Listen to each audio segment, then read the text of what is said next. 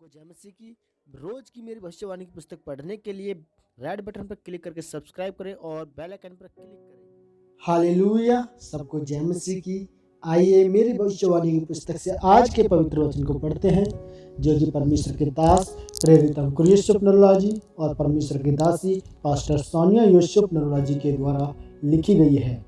आज का पवित्र वचन, आपके मुंह के शब्द कैसे होने चाहिए। जैसे कि नीति वचन अध्याय 18 के 21 में लिखा है, जीव के वश में मृत्यु और जीवन दोनों होते हैं, और जो उसे काम में लाना जानता है वह उसका फल भोगेगा।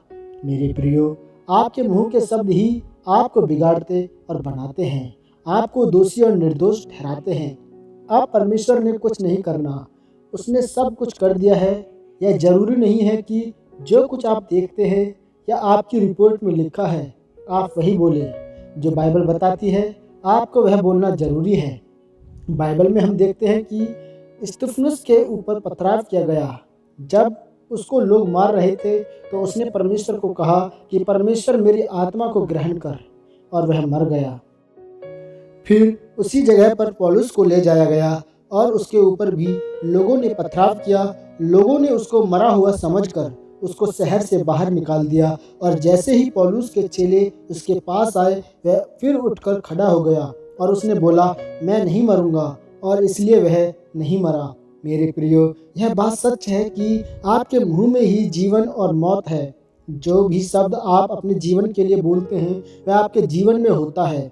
आज कुछ लोग अपने जीवन के लिए यह शब्द इस्तेमाल करते हैं कि मैं कभी भी ठीक नहीं हो सकता, मेरी रिपोर्ट में तो बीमारी आई है। वह अपनी रिपोर्ट की ओर ध्यान देते हैं, वह परमेश्वर और उसके वचन की ओर ध्यान नहीं देते कि यीशु मसीह के कोड़े खाने से मैं चंगा हो चुका हूँ। फिर वह बोलते हैं कि मैं चंगा क्यों नहीं हो रहा हूँ। कुछ लोग तो अपने बच्चों के लिए गलत शब्द बोलते हैं कि यह कुछ नहीं कर सकता, यह निकम्मा है, इसका दिमाग ही नहीं है। फिर उनका बच्चा सच में कुछ नहीं करता और फिर वह रोते हैं। याद रखें, आपको हमेशा अपने मुंह की ओर ध्यान देना है कि आप क्या बोल रहे हैं। कभी मजाक या दुख में कभी भी अपने लिए गलत शब्दों का इस्तेमाल ना करें, क्योंकि जैसे हम मजाक में किसी व्यक्ति को मारते हैं तो उसको चोट लगती है, वैसे ही गलत शब्द भी काम करते हैं।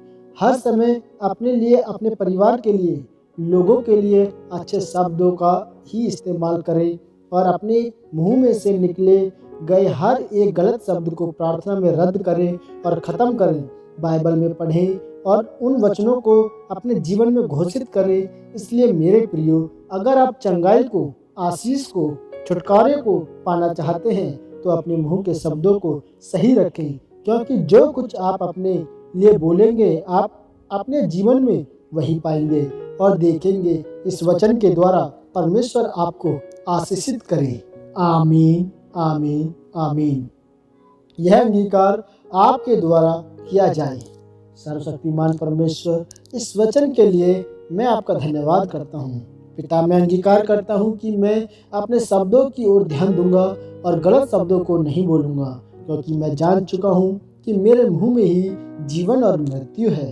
प्रभु यीशु मसीह के नाम में आमीन, आमीन, आमीन। परमेश्वर आपको इस वचन के द्वारा आशीषित करे। आप सब ब्लेस हैं यीशु मसीह के नाम में। God bless you, all of you.